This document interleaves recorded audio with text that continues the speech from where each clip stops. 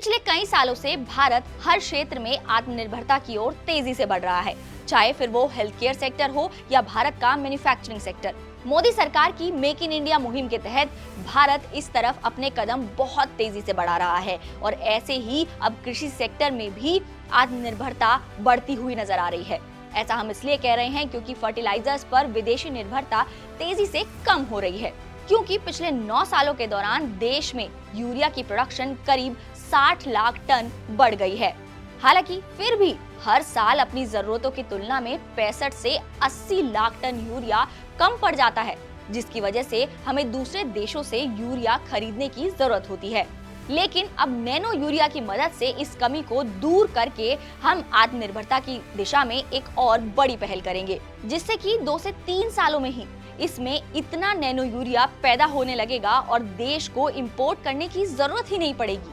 Fertilisers ministry की report में कहा गया है कि मौजूदा समय में चालू 3 प्लांटों के सहारे देश हर साल 23 बिलियन बॉटल लिक्विड यूरिया की प्रोडक्शन कैपेसिटी तक पहुंच गया है। साल 2025-26 तक बाकी फैक्ट्रियों ने भी यूरिया का प्रोडक्शन शुरू हो जाएगा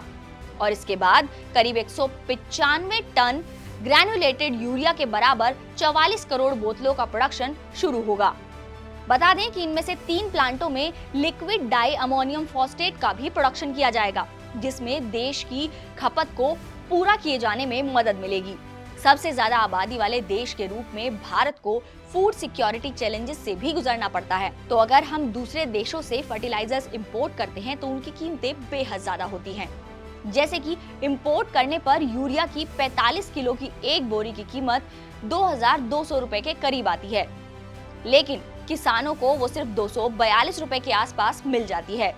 यानी कि सरकार किसानों को खेती के लिए समय पर उचित फर्टिलाइजर्स प्रोवाइड कराने के लिए हजारों करोड़ों रुपए की सब्सिडी भी देती है। लिक्विड फर्टिलाइजर्स का प्रोडक्शन बढ़ाकर सरकार वो पैसे बचा भी सकती है और उनका इस्तेमाल किसी और चीजों में यानी कि और बेहतर रिसोर्सेज के लिए कर सकती है। अगर बात करें तो 9 साल पहले तक देश में सिर्फ 225 लाख टन यूरिया की प्रोडक्शन हो रही थी, जबकि पिछले फाइनेंशियल ईयर में ये बढ़कर 284 लाख टन हो गई। वहीं रबी और खरीफ की बुआई के लिए हर साल करीब 350 से 360 लाख टन यूरिया की जरूरत होती है।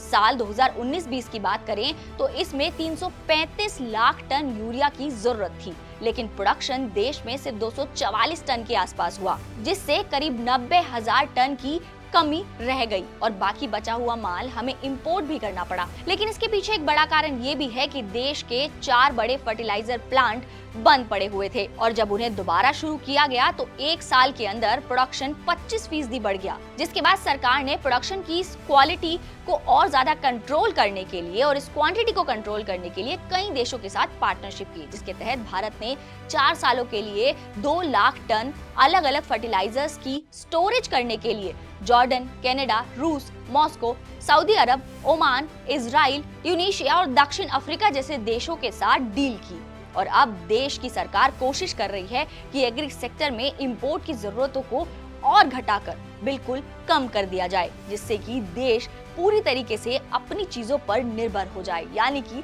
आत्मनिर्भर बन जाए। तो आपको हमारी ये वीडियो कैसी लगी हमें कमेंट बॉक्स में जरूर बताएं और इसे लाइक, सब्सक्राइब और शेयर करना बिल्कुल ना भूलें।